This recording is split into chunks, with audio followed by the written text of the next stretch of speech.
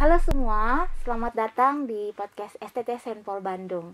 Hari ini kita akan sama-sama belajar dan kita akan membahas satu tema yang menarik yang berjudul MI Core yang akan dibawakan oleh 3 orang narasumber kita. Nah, menariknya, 2 dari narasumber kita hari ini mereka merupakan alumni dari STT Senpol Bandung.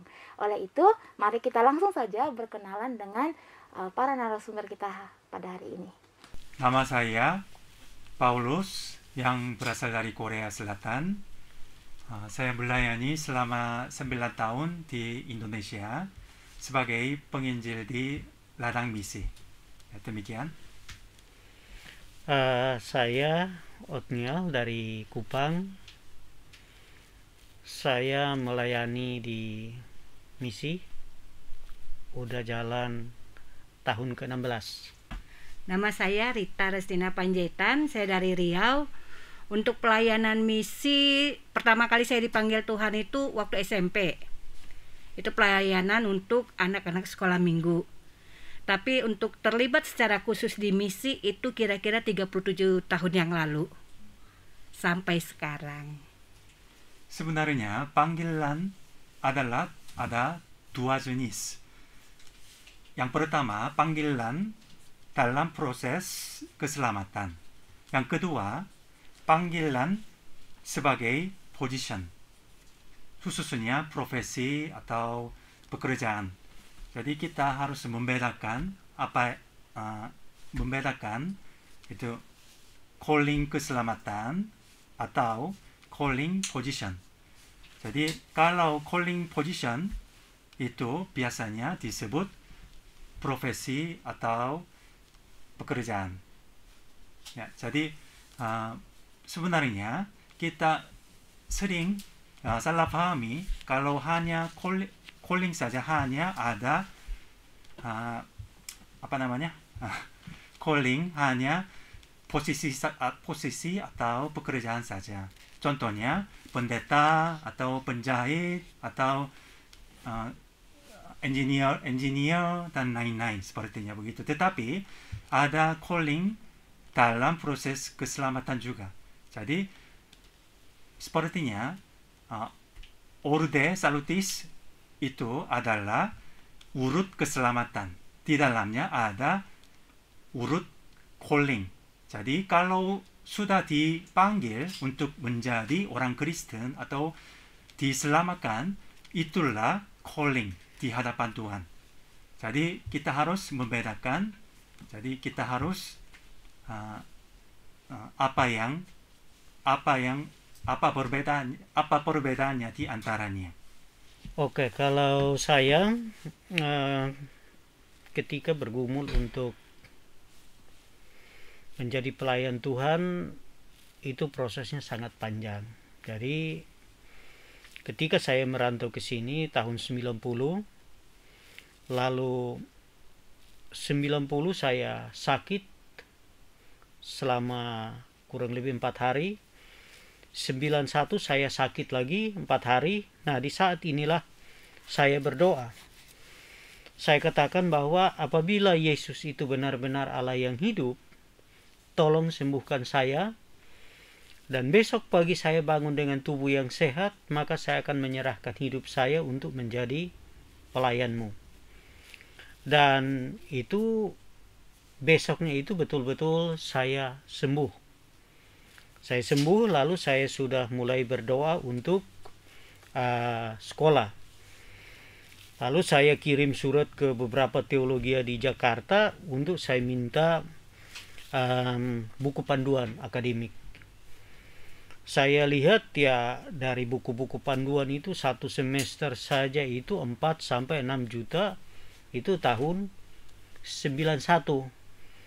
Saya berpikir bagaimana saya punya uang sebanyak itu untuk sekolah, sedangkan saya udah jauh dari orang tua dan saya tidak mau untuk merepotkan orang tua saya lagi. Dan itu saya terus berdoa. Lalu 93 saya pergi ke Radio Maestro. Nah, di sana saya lihat ada brosur untuk pelatihan PLPP itu yang dibuka oleh Pak Yopi. Itu saya ambil lalu saya belajar itu tahun 93. Setelah belajar 1 tahun di situ, saya masih tetap bekerja biasa di perusahaan. Lalu 94 saya memutuskan untuk berhenti dari perusahaan. Lalu kepala bagian saya itu kebetulan dia juga orang Kristen, dia panggil saya, "Ot, Bapak mengerti, kamu putuskan untuk menjadi pelayan Tuhan itu bagus. Tetapi yang menjadi masalah siapa yang jamin hidup kamu?" Nah, saya bilang, saya cuma berkata pasti Tuhan akan menolong saya. Itu singkat cerita. Lalu 95 saya bertemu dengan Pak Yopi, ajak saya untuk masuk ke teologi. Nah, di dalam teologi ini saya dilengkapi dengan berbagai pengetahuan, lalu keterampilan, sehingga saya selesai dan saya bekerja dengan Pak Yopi di Soteria. Lalu 2004 kami dipindahkan ke Subang. Nah, kami pelayanan di Subang sampai hari ini. Kalau masalah panggilan seperti kata Pak Kim tadi, kita lihat dari profesi dan bagaimana gitu ya. Kalau saya sendiri, sebenarnya panggilan Tuhan itu waktu saya kelas 2 SMP. Hanya waktu itu Tuhan suruh saya ke satu tetangga sebelah, gang sebelah itu untuk melayani anak-anaknya. Anak-anak di sana bandel setengah mati. Nilai agamanya itu paling tinggi 5, Pak. Paling tinggi 5. Terus aku bilang ini ke Tuhan, "Tuhan, emang siapa sih aku ini? Aku ini bodoh, gak pinter, dibanding orang lain aku gak ada apa-apanya." Disitulah pertama kali Tuhan berbicara kepada aku. Dia bilang, "Aku memilih kamu bukan karena kamu pintar, bukan karena kamu hebat, bukan karena kamu lebih dari orang lain. Tapi aku memilih kamu untuk mempermalukan dunia ini." Terus aku bilang pada Tuhan, "Tuhan, yang benar aja, masa orang bodoh Tuhan mau pakai sih?" Masih ada ketidakpercayaan diri karena melihat masa lalu kita. Mungkin teman-teman yang lain berpikir bahwa panggilan Tuhan memanggil orang-orang itu adalah orang-orang yang baik saja. Terus waktu itu aku bilang, "Tuhan, aku minta tanda. Kalau memang ini panggilan dari Tuhan, ketika aku ke sana, Tuhan kumpulkan anak-anak di sana." Hari Sabtu aku datang ke sana, benar, itu anak-anak dalam satu rumah, rumahnya gede, penuh semua. Aku bilang, "Ya udahlah Tuhan, kalau memang Tuhan yang panggil ya udah, aku ikut aja maunya Tuhan." Selama 6 bulan pelayanan di sana, suatu mukjizat yang Tuhan kerjakan, anak-anak di sana berubah 100%. Dari yang dulu suka mencuri, yang suka melawan orang tua, yang nilai agamanya paling tinggi 5, sampai ada yang dapat 9. Dan mereka patuh semua pada orang tua. Aku bilang, "Tuhan, ini semua karena anugerah-Mu." Jadi pesanku kepada teman-teman semua, apapun panggilan kita, jangan pernah kita mengeraskan diri. Ikuti aja maunya Tuhan. Tuhan mau kirim kita kemana, silahkan. Itu panggilan yang aku rasakan begitu. Menarik sekali ya dari apa yang sudah dijawab oleh Bapak maupun Ibu. Nah, oleh itu kita mau bertanya nih ke Pak Kim, bagaimana kalau menurut Bapak dengan panggilan itu? Ya, pada tahun 1994 saya sudah berdoa untuk nanti masa depannya bagaimana saya apa yang saya menjadi di depannya. Jadi pada waktu itu saya terus berdoa dan terus bertanya kepada pimpinan-pimpinan gereja supaya saya bisa mendapatkan jawabannya. Jadi pada waktu itu Tuhan memanggil saya sebagai penginjil di ladang misi di luar Korea ya. Jadi sampai sekarang saya sudah melayani seperti demikian. Jadi kita kembali ke visi daripada STT Anglikan ya. Setelah seseorang sudah mengenal Kristus, maka selanjutnya kita membimbing dia supaya dia bisa berbuah bagi lingkungan di mana dia berada. Nah, itu salah satu contoh yang kami lakukan di Subang. Itu dari satu orang, tapi sampai sekarang itu para tetangganya itu dia hampir sekitar 9 orang. Cuma mereka belum berani memproklamirkan diri bahwa kami ini orang Kristen, karena takut diusir dari lingkungan. Nah, jadi ya setelah dia mengenal Kristus, ya kita membimbing mereka supaya mereka memiliki pemahaman yang benar tentang firman Tuhan. Kalau menurut aku sih, apa yang bisa dilakukan selain kita berdoa, kita harus bisa menciptakan misalnya rasa kondusif di tengah-tengah orang. Kita berada di tengah-tengah orang. Contohnya seperti ini. Kita sebagai murid Kristus dipanggil untuk menjadi berkat bagi banyak orang. Menjadi berkat bukan berarti kita selalu memberi dan memberi. Ya, maksudnya secara materi. Seperti STT Saint Paul mengajarkan bahwa menjadikan murid. Pergilah, jadikanlah seluruh bangsa menjadi muridku. Caranya apa? Kita mengadakan seperti Alpha Course gitu, atau misalnya seperti yang kami lakukan di Subang, ada juga misal pengobatan gratis atau pemeriksaan kesehatan secara gratis, atau mungkin kita bisa mendengar apa yang mereka keluh kesah mereka. Jadi banyak cara yang dapat kita lakukan untuk melayani orang-orang, atau apa yang bisa kita lakukan untuk bisa menjadi berkat atas panggilan itu, maksudnya ya tadi yang kayak tadi ya.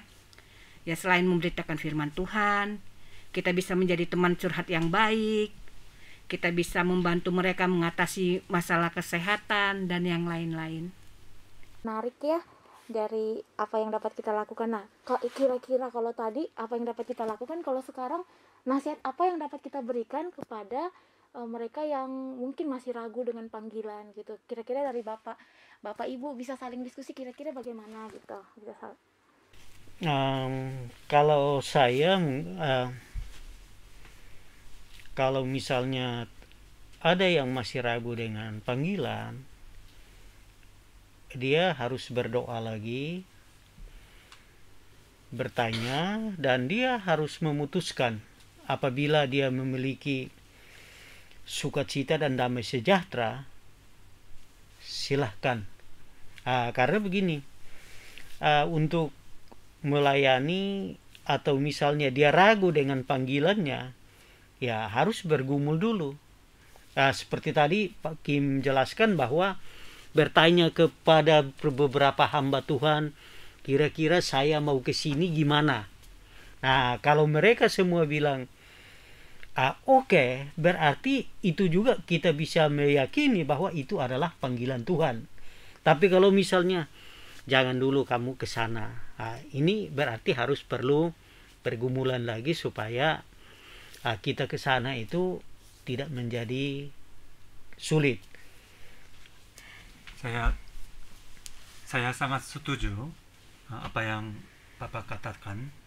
Jadi panggilannya sebenarnya bukan hanya panggilan dari diri sendiri, tetapi yang pertama dari Tuhan, yang kedua harus diakui oleh rekan-rekan dan pimpinan dan yang saya kenal, supaya saya bisa memutuskan apa yang saya menjadi apa.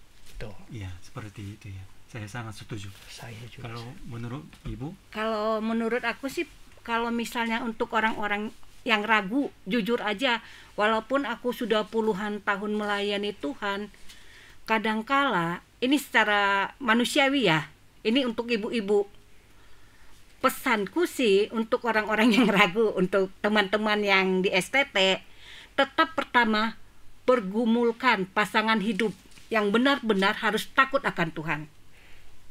Karena apa? Ketika kita memasuki ladang pelayanan itu tantangan pasti sangat banyak. Bagaimana kita bisa kuat melayani di lapangan kalau kita tidak ditopang oleh pasangan yang seimbang? Aku sendiri bersyukur dikasih Tuhan suami yang takut akan Tuhan. Memang itulah jawaban doaku. Ketika aku bilang, Tuhan, kok kayak gini sih hidup? Pelayanan di Subang tuh gak enak Tuhan. Gak ada gaji. Makan pot-potan. Kami dari kota, kami tinggalnya di pusat Cimahi waktu itu. Income per bulan sekian juta. Ketika Tuhan kirim kami di Subang, gaji hanya ratusan ribu. Waktu itu aku bilang, Tuhan, ini yang membuat aku ragu. Apakah benar Tuhan manggil kami ke Subang? Tapi itu yang dibilang, perlu pasangan hidup yang sama untuk menguatkan kita. Terus suamiku bilang gini, tetap andalkan Tuhan. Tetap andalkan Tuhan, karena hanya Dia kekuatan kita. Puji Tuhan, walaupun ya masih kadang-kala kesel gitu ya, Tuhan benar nggak ya, masih benar nggak gitu ya. Tapi dengan pasangan hidup yang seimbang itu, aku semakin kuat dan aku percaya ketika masalah atau keraguan-raguan itu datang, selain kita berdoa dan membaca Alkitab, kita juga perlu partner, teman-teman seiman atau hamba-hamba Tuhan dan pasangan hidup kita yang menguatkan kita. Itu aja sih kalau menurut aku. Jadi banyak hal untuk yang ragu-ragu ya, seperti tadi gitu Kak. Dari Pak Kim sendiri bagaimana kalau seandainya kita masih ragu gitu? Apa yang harus kita lakukan untuk nasihat-nasihatnya gitu? Kalau menurut saya, kalau ada yang mau, ada yang ragu, mulai di sebuah gereja, itu sebenarnya panggilan Tuhan di dalam proses keselamatan itu secara gratis diberikan kepada kita. Jadi kalau kita mendapatkan kehidupan kekal di dalam tangan Tuhan, kita harus melayani untuk gerejanya atau untuk Tuhannya. Jadi kalau tidak melayani untuk gereja atau tidak melayani untuk Tuhan dalam cara berbagai macam, itu kita tidak bisa menjadi orang Kristen yang setia atau sejati di hadapan Tuhan. Jadi kalau ada yang sudah diselamatkan, harus menjadi setia di hadapan Tuhan. Iya. Jadi kalau sudah merasa panggilan itu harus tetap setia lah begitu. Lalu bagaimana kalau kita nih sudah tahu pasti kita sudah dipanggil. Terus untuk langkah selanjutnya apa yang bisa kita lakukan gitu? Oke, kalau kita lihat pelayanan ini, kadang-kadang orang lebih banyak senang di kota. Tapi kalau untuk teman-teman yang ingin untuk terjun ke pelayanan di desa, maka pelayanan di desa ini ada dua hal yang sangat penting yang harus dimiliki. Pertama, harus ada yang mensponsori. Dan yang kedua, harus dari hamba Tuhan itu harus punya keterampilan. Nah, keterampilan di sini apakah beternak ayam, mau pelihara ikan, mau pelihara bebek, atau mau buat jamur. Karena sponsor ini, kalau orang sudah bersedia untuk mensponsori kita, tapi kita tidak punya keterampilan, dia sponsori kita sampai kapan? Tentu saja ada batasnya. Nah, tetapi kalau ada dukungan bagus, lalu kita punya keterampilan yang bagus, maka saat sponsor berhenti, kita tetap jalan. Nah, kenapa harus kita punya keterampilan? Karena kalau kita masuk di desa, kita masuk, orang lihat kita saja, orang baru sudah dicurigai. Nah, ini orang nih ngapain ke sini dan maksudnya apa, tujuannya apa. Kalau kita perkenalkan diri, oh saya orang Kristen, wah pasti datang untuk kristenisasi. Tetapi kita mulai sebuah keterampilan, mereka lihat kerja, mungkin kita bisa pekerjakan 1-2 orang, mereka lihat lama-lama, mereka semakin dekat dengan kita. Oh berarti dia tidak seperti yang kita pikirkan. Karena yang tadinya berpikir, kalau dia orang Kristen pasti ke sini untuk kristenisasi. Tapi kalau kita jalan dengan satu keterampilan yang kita miliki, itu bisa berjalan. Nah, jadi kalau misalnya teman-teman mahasiswa yang ingin untuk suatu saat terjun ke desa, mulai memikirkan, kira-kira keterampilan apa yang saya bawa untuk bisa menunjang hidup saya di sana. Kalau menurut aku sih, aku bersyukur pembentukan waktu itu di Saint Paul itu selain kami belajar teologi ya, kami juga diajar untuk melayani orang-orang stres. Apalagi kayak sekarang ini, orang-orang banyak yang stres. Nah, bersyukur melalui wadah STT Saint Paul, ketika memasuki ladang pelayanan, apa yang harus kita lakukan? Ya, tadi pertanyaannya begitu. Tetap setia. Tetap setia. Selain itu apa yang bisa kita lakukan? Melayani orang-orang. Contohnya seperti tadi, mendengarkan curhatan orang. Di STT Saint Paul kita diajari bagaimana bisa menjadi pendengar yang baik, bagaimana bisa memberi solusi sesuai dengan firman Tuhan, bagaimana supaya kita bisa memuridkan orang-orang yang kita layani. Jadi jangan ragu untuk masuk STT Saint Paul. Dari Pak Kim, bagaimana? Apa yang harus kita lakukan setelah kita meyakini panggilan Tuhan itu? Langkah apa yang bisa kita ambil? Ya, kalau saya hanya tambah ceritakan saja ya. Tadi Bapak bilang itu ada dua yang penting, itu yang sponsor dan Skill. ya keterampilan. Jadi kalau di dalam sponsor, mengapa penting sekali itu sponsornya? Karena sponsor itu bukan hanya dukungan tanah saja, tetapi dukungan doa. Ya. Jadi kalau tidak didukung dalam doa, itu nanti bisa tersesat jalannya untuk misi, untuk penginjilan. Jadi kita harus mempunyai banyak pendukung doa, sepertinya begitu. Ya, saya juga setuju. Ya. Jadi terima kasih. Jadi kita ada ajukan beberapa pertanyaan di media sosial dan ada beberapa teman-teman yang mengajukan pertanyaan. Nah, untuk pertanyaan yang pertama, di sini ada yang bertanya, apakah salah kalau belum meyakini panggilan Tuhan tapi mau belajar di STT? Mau belajar di sekolah teologi, itu bagaimana? Nggak salah.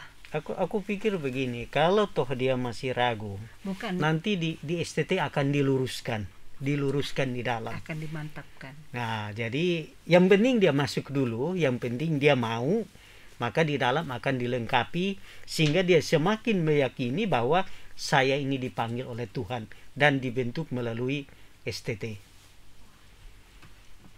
Bagaimana Pak Kim? Setuju? Ya kalau aku pikir nggak masalah sih ya kalau masuk STT.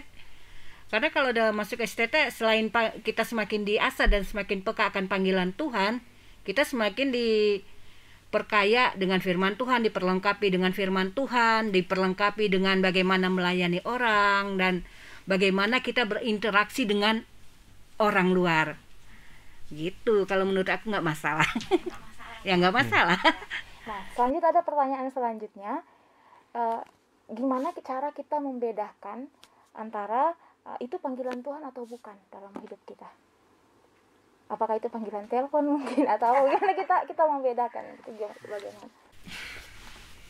Ya, itu kalau menurut saya, kalau panggilan itu apakah itu benar atau tidak, itu harus diakui oleh Tuhan dulu. Jadi kita harus berdoa sesungguhnya ya, sungguh-sungguh berdoa di hadapan Tuhan. Kalau tidak ada jawaban, itu tidak dipanggil untuk profesi atau panggilan yang tertentu. Dan kalau kita tidak diakui, contohnya pendeta, kalau pendeta tidak diakui oleh pimpinan dan rekan-rekan, kamu tidak bisa menjadi pendeta karena kamu sikapnya buruk, atau bagaimana kamu bisa menjadi pendeta? Seperti ada tanggapannya seperti ini dari teman-teman atau rekan-rekan dan pimpinan gereja. Itu kita harus bergumul lagi sepanjang selama beberapa tahun. Itu jawaban saya. Kalau saya, seperti saya juga setuju dengan Pak Kim. Saya kembali ke pengalaman saya secara pribadi. Ketika saya sakit, itu di tahun 91 saya berdoa. Nah, setelah saya berdoa, saya sembuh, lalu saya terus berdoa. Kalau memang ini Tuhan mau panggil saya, Tuhan siapkan dana untuk saya bisa masuk teologi. Lalu 94 akhir saya ketemu lagi dengan Pak Yopi. Dia cuma bertanya, mau nggak kamu mau masuk pendeta, masuk teologi? Saya belum jawab. Dan hari Minggu saya ke gereja, saya selesai ibadah, salaman dengan pendeta. Pendeta berkata, jangan pulang dulu, ada yang Bapak dengan Ibu mau bicarakan, jadi kamu tunggu dulu di pastori.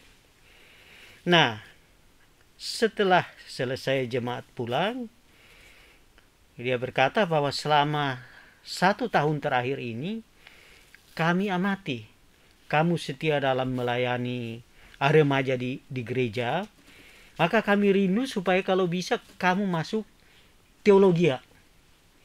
Nah, kalau kamu mau, hari Januari kamu masuk pastori, lalu bulan 8 dikirim untuk sekolah. Nah, di sini udah 2 tawaran. Saya harus memilih salah satu dari 2. Akhirnya saya memilih yang masuk Januari. Nah, jadi di situ saya memilih yang Januari supaya lebih cepat. Jadi kalau misalnya kita belum ada satu pengalaman pribadi dengan Tuhan, lalu kita tiba-tiba saya mau menjadi pelayan Tuhan. Ini kalau menurut saya, ini pelayanan Tuhan ini tantangannya sangat banyak, Pak. Tantangan itu sangat banyak. Jadi kalau kita betul-betul tidak meyakini bahwa saya tidak dipanggil, lebih baik jangan. Karena nanti saat temui kesulitan di lapangan, maka akan tinggalkan pelayanan itu. Jadi seperti tadi Pak Kim bilang, kita harus berdoa. Lalu tanya kalau beberapa rekan-rekan atau pendeta-pendeta merekomendasikan, berarti itu adalah panggilan Tuhan. Kalau menurut aku, kalau membedakan itu panggilan Tuhan atau tidak, ya dari hamba-hamba Tuhan yang tadi, memang pertama ada damai sejahtera, ya, kita damai sejahtera dengan panggilan itu. Yang kedua, banyak hamba-hamba Tuhan yang mendukung kita, baik mendukung secara doa, dana, perhatian, dan yang lain-lain. Kenapa kita perlu dukungan mereka? Karena ketika kita memasuki dunia pelayanan, tantangan demi tantangan akan membuat kita kadang-kala bisa kecewa, membuat kita putus asa. Tapi dengan dukungan doa, dukungan dana dari hamba-hamba Tuhan, dari teman-teman, ya yang pasti yang Tuhan gerakkan gitu, itu akan membuat kita kuat. Kalau misalnya itu bukan panggilan dari Tuhan, kita nggak akan ada damai sejahtera. Banyak waktu kami kuliah, itu banyak yang masuk STT, tapi yang diwisudanya sedikit. Karena apa? Kabur. Pembentukan di STT itu nggak enak.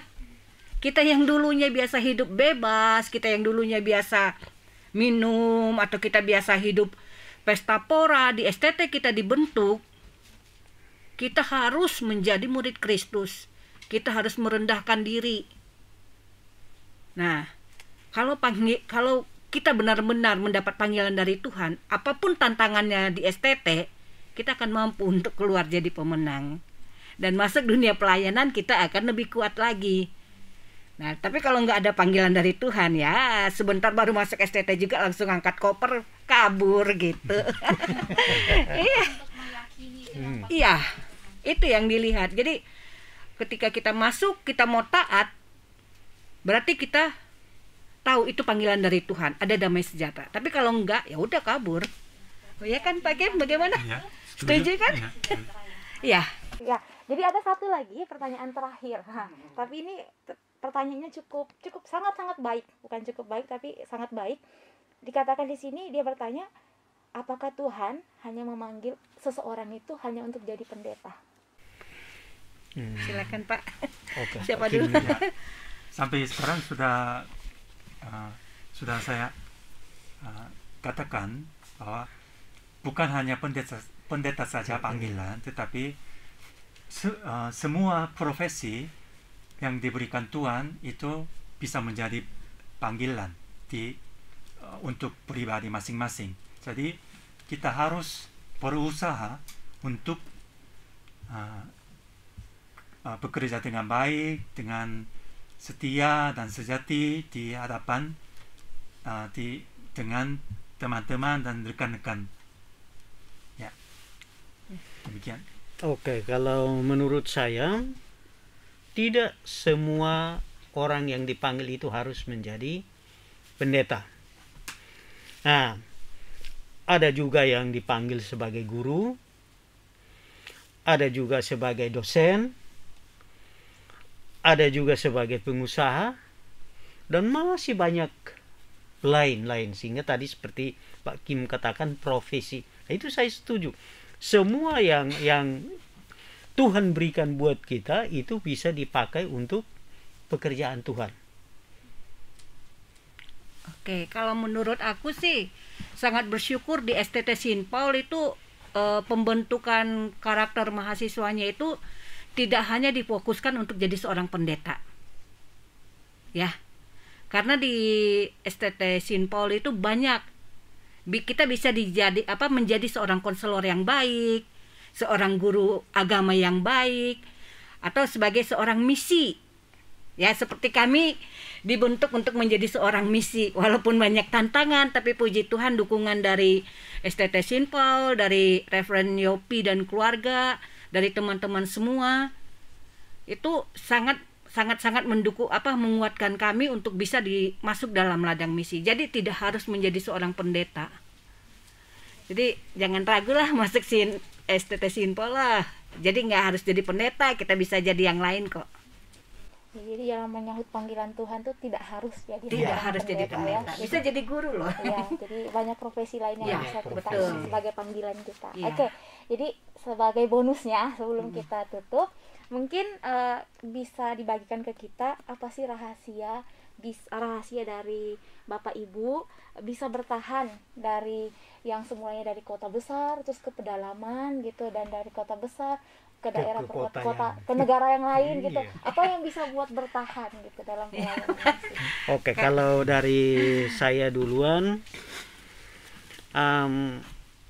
yang pertama yang membuat kita untuk bertahan itu adalah pertama kita meyakini bahwa Tuhan memanggil saya. Berarti Tuhan juga tidak salah menempatkan saya. Itu kita harus yakini itu. Dan pengalaman kami itu tahun pertama sampai tahun ke-6 itu kami hanya disponsori 2 tahun. Tahun ketiga itu cari makan sendiri. Tapi sampai hari ini Tuhan pelihara kami. Nah, jadi kita memang harus betul-betul kita meyakini bahwa Tuhan tidak salah menaruh saya. Berarti ada cara Tuhan sendiri untuk menolong kita mengatasi kesulitan demi kesulitan supaya kita bisa keluar sebagai pemenang. Ya, kalau aku sih ya tetap seperti tadi, panggilan itu kita harus yakini bahwa Tuhan yang memanggil kita dan kita mau dipanggil. Ya, bukan hanya panggilan tapi kita nggak mau menerima panggilan, ya sama aja bohong kan ya. Nah, seperti tadi kata Pak Otniel, kita harus benar-benar percaya akan panggilan Tuhan. Memang sih waktu di Subang itu nggak kalau kita ngomong nggak enak. Nggak enak banget. Makanan untuk beli nasi aja, nasi goreng itu 14 kilo. Bayangin. Itu tahun Itu pertama. tahun pertama kami ke sana itu beda di Cimahi. Kita mau beli nasi goreng, mau beli apa Ngerti, di depan rumah. Tapi Tuhan kirim ke kampung yang orang lain, kita nggak punya sanak saudara, orang Kristen nggak ada, tapi bersyukur melalui Referen Yopi Buyung, beliau dengan ibu selalu menguatkan kami, tetap setia dalam panggilan Tuhan. Ketika kami nggak punya juga, ya puji Tuhan masih disupport gitu Pak, tetap dukungan doa. Terus itu yang menguatkan kami untuk tetap bertahan. Semua karena anugerah Tuhan. Kalau menurut saya harus ada orang atau ya sesuatu yang menguatkan saya. Khususnya yang pertama itu Tuhan Yesus Kristus yang mengutus saya. Yang kedua, kita harus mencari solusi di dalam media sosial dan dari teman-teman. Mungkin di dalam pembicaraan dengan teman-teman bisa menemukan solusi juga ya. Jadi bukan hanya berdoa saja, tetapi kita harus punya sesuatu yang menguatkan kita untuk menjadi lebih baik, berjalan lancar di dalam ladang misi. Oke, jadi podcast kita sampai di sini. Terima kasih untuk Bapak dan Ibu yang sudah bersama kita di hari ini. Tuhan memberkati. Terima kasih, Ya, Tuhan terima kasih. memberkati. Tuhan Yesus memberkati.